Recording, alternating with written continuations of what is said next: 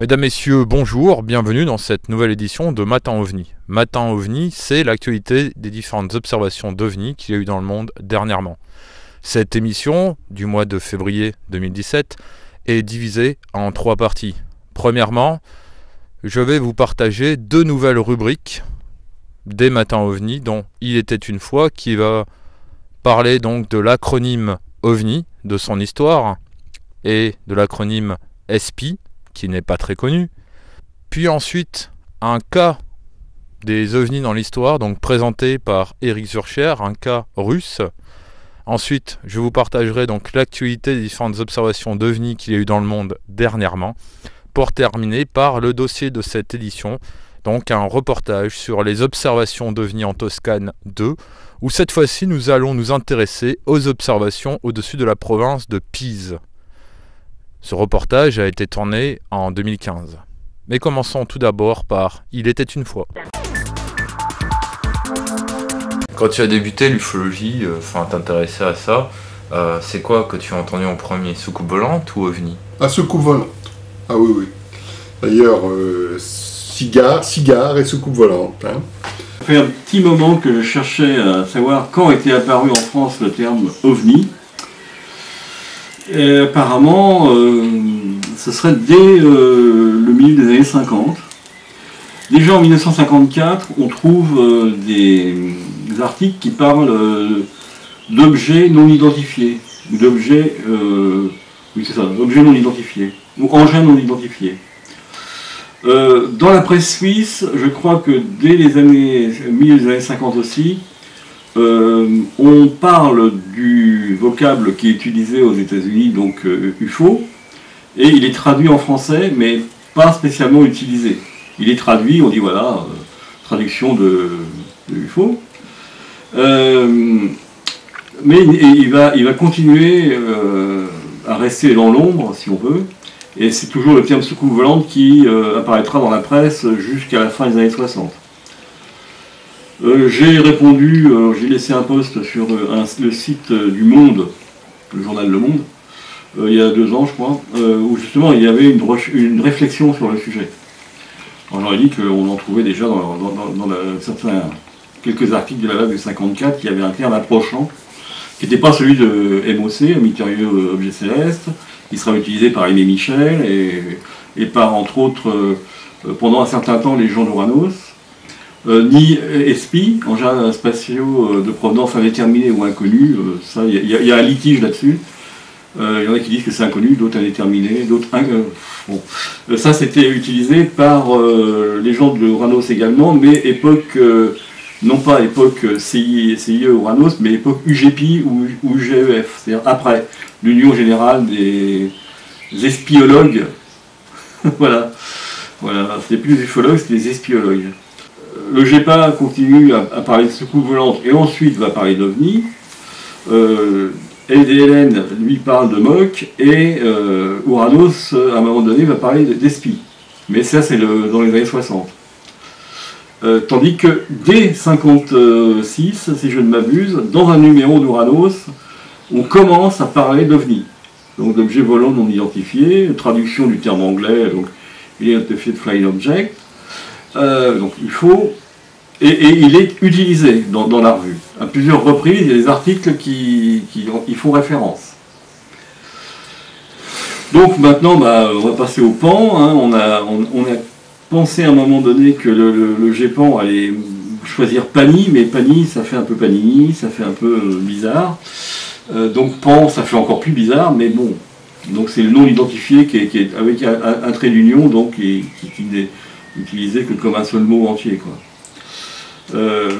Et ça date du début du GEPAN, donc dans les années 70.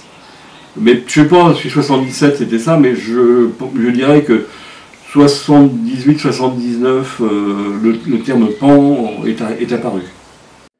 Je sais bien qu'il y en a qui sont pas d'accord, parce que le phénomène OVNI, c'est le nom que tout le monde connaît. OVNI, vous parlez d'OVNI à n'importe qui, même quelqu'un qui n'est pas en ufologie, c'est ce que c'est. Ou du moins, il a une certaine vision de ce que c'est. Mais c'est pas forcément approprié, parce que on a utilisé le mot PAN, aujourd'hui, ou PAN, ça dépend comment on prononce, c'est PAN, du GEPAN, justement, Le mot pan qui est plus adapté selon moi parce que ça veut dire phénomène aérospatiaux non identifiés. Il y a PANI aussi, le pan qu'on en prononce. Et ces deux dénominations sont plus appropriées. Pourquoi? Parce qu'un phénomène OVNI n'est pas forcément objet, c'est pas forcément un objet, ça peut être lumière, ça peut être quelque chose de diffus, c'est pas forcément matériel. Alors, quel est le cas qui t'a le plus marqué? Il y a un cas russe qui m'a beaucoup impressionné, c'est le cas de cet officier qui a vu cet objet qui avait une forme de soucoupe classique, mais qui était d'un espèce de verre lumineux, un peu turquoise. Et puis, il a tenté de s'en approcher. Alors, il était au sol, hein, l'objet, dans un espèce de terrain vague, et puis il a tenté de s'en approcher. Et plus il tentait de s'en approcher, plus il avait l'impression de rentrer dans une espèce de caoutchouc qui freinait sa marche. Et il est arrivé à un moment où il a dû s'arrêter, il ne pouvait pas aller plus loin, il avait même peur de ne pas pouvoir revenir en arrière. L'objet émettait un léger vrombrissement comme un tout petit moteur électrique. Et donc finalement, il a dû reculer. D'ailleurs, est-ce qu'on peut parler d'objet Oui, il avait des formes nettement définies, une forme ovoïde nettement définie. Mais la matière était quand même très très curieuse.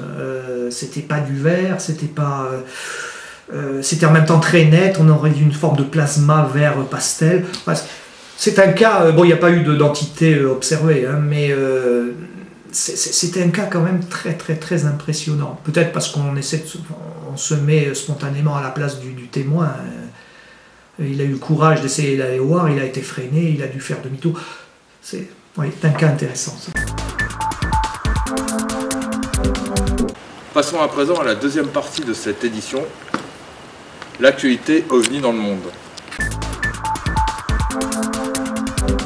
Au Canada, le 18 décembre, dans l'Alberta, observation de lueurs de couleur rouge pendant 4 minutes. Le 30 décembre, dans l'Ontario, à Toronto, observation de lueurs. Le 1er janvier 2017, dans l'Ontario, à Brampton, observation d'un ovni en forme de chevron. Le 13 janvier, dans l'Alberta, à Calgary, observation d'ovni. Le 18 janvier, en Nouvelle-Écosse, à Truro, observation d'un triangle qui volait lentement dans un silence total pendant 1 à 2 minutes. Au Mexique, le 25 décembre, à Salinas Victoria, observation d'une sphère de couleur orange.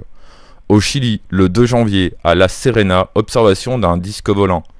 En Angleterre, le 14 janvier, observation de boules de lumière de couleur rouge-orange.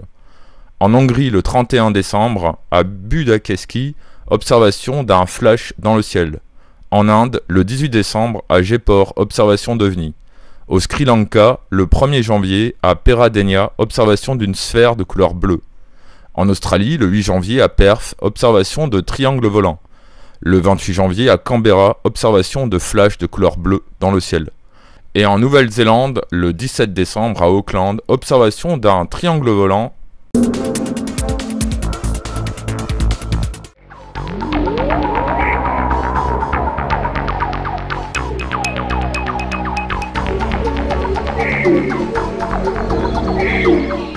À côté de la tour de Pise en Italie. Le phénomène OVNI dans la province de Pise est essentiellement constitué de rencontres rapprochées du premier type, c'est-à-dire observation d'un objet lointain, en blanc sur la carte. Il y a eu une rencontre rapprochée du deuxième type, c'est-à-dire observation d'un objet au sol avec oui ou non des traces sur le sol, en jaune sur la carte, et quelques rencontres rapprochées du troisième type, c'est-à-dire observation d'un objet au sol ou non, avec la présence d'une ou de plusieurs entités en vert sur la carte. Mais commençons tout d'abord par les rencontres rapprochées du premier type. En octobre ou novembre 1955, du côté de l'Ardello, il est 4 h du matin. Plusieurs personnes qui se rendent à la chasse observent dans le ciel un engin ellipsoïdal avec des reflets bleu-vert. Cet objet semble être au-dessus de la route. Soudain, l'un des véhicules s'arrête, son moteur a été coupé de façon inexplicable. L'observation a duré 1 minute. L'objet est parti horizontalement avant de disparaître à grande vitesse, sans laisser de traces. Le 19 août 1957, sur une route entre Pontedera et Peccioli, c'était la nuit. Des témoins ont observé un grand objet brillant et blanc sur une trajectoire rectiligne. Il y avait une sorte de flamme en forme d'œuf derrière l'engin. L'engin a été estimé à une altitude d'environ 3000 mètres. Ses dimensions étaient comparables à 2 fois la pleine lune. Passons à présent aux rencontres rapprochées du 3e type ou 4e type ou cas particulier qu'il y a eu dans cette province. Le 8 janvier 1979, à Crossé-sous-l'Arnaud ou la Croix-sur-Arnaud, il était 17h30. Un témoin a observé, depuis sa maison, un énorme objet immobile qui était sur la cime d'un cyprès à environ 10 mètres au-dessus du sol. Il était en forme de disque avec un dôme se terminant par une antenne courte. L'arbre ou le cyprès semblait être plié, comme s'il était écrasé par quelque chose qui venait de cet objet, et qui dégageait des forts faisceaux de lumière, venant de certaines ouvertures qui se trouvaient sur la surface de l'objet.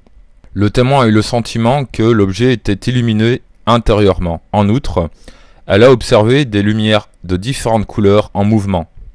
L'objet a stationné pendant environ 5 minutes, puis dans un grondement de tonnerre, est parti en ligne droite et a disparu en direction du sud-ouest. Pendant la durée de l'observation, a été entendu des bruits électriques. Un câble électrique est d'ailleurs tombé au sol pendant que l'OVNI était dans ce secteur. Il a été retrouvé aussi une trace circulaire au sol, brûlé, et le cyprès semblait également avoir une altération ou un vieillissement prématuré. Par la suite, le témoin des vomissements, des maux de tête et une irritation aux yeux. L'observation qui va suivre, qui s'est déroulée à Castelfranco di Sotto en mars ou avril 1975 et à 3 h du matin, est une observation d'entités sans apparition d'OVNI, qui pourrait être même une rencontre rapprochée du 4e type puisqu'il y a eu un temps manquant. Une dame s'est réveillée en pleine nuit par une lumière qu'il y avait dans sa chambre. Elle s'est demandé si quelqu'un ou son mari avait allumé la lumière de sa chambre et avait oublié de l'éteindre. Elle s'asseyait sur le lit, il était 3 h du matin, elle a observé une entité entourée d'une lumière qui était dans le coin de sa chambre. La couleur de la lumière était rose. Puis ensuite, la lumière s'est réduite et a disparu comme un flash. Il y a eu un temps manquant durant l'observation. Description de l'entité, elle avait des cheveux bouclés, des petits yeux pénétrants et observateurs. Et ses vêtements étaient très sombres. Quand on regarde la carte des observations d'OVNI qu'il y a eu en province de Pise, on peut s'apercevoir de plusieurs choses. Déjà, il y a plus d'observations à côté de villes que de villages. Du côté de Pise, il y a eu 2 observations, notamment l'observation d'un disque lumineux dans le ciel. Les témoins sont soit chez eux, soit en voiture, comme à l'affaire de Pontedera, où les témoins étaient donc en voiture et observaient un objet au-dessus de la route. Il y a eu des observations aussi du côté de Volterra, des objets lumineux, mais sans plus de précision. En Toscane, il y a beaucoup plus d'observations, comme nous l'avions vu lors de la dernière étude, dans la province de Lucca ou de Lucques. Il y a également de nombreuses observations dans la province de Florence et notamment dans la province de Prato, car il y a des groupes d'ufologues ou d'enquêteurs qui recueillent les témoignages sur le terrain. C'est pour cela que dans certaines provinces aussi, il n'y a pas beaucoup d'observations. S'il n'y a pas d'ufologue, il n'y a personne pour recueillir les informations. Voilà, c'est la fin de ce dossier. OVNI en Toscane 2, donc sur les observations d'OVNI au-dessus de la province de Pise. Nous aborderons dans quelques mois d'autres provinces de Toscane pour ensuite faire une conclusion globale des observations d'OVNI en Toscane. Dans la prochaine édition de Matin OVNI, l'édition du mois de mars 2017, nous aborderons les observations d'OVNI en Wallonie 2, dans la province de Namur. Soyez très vigilants, n'oubliez pas votre appareil photo, caméscope numérique ainsi que la bonnette à réseau. Et à très bientôt sur UDH TV.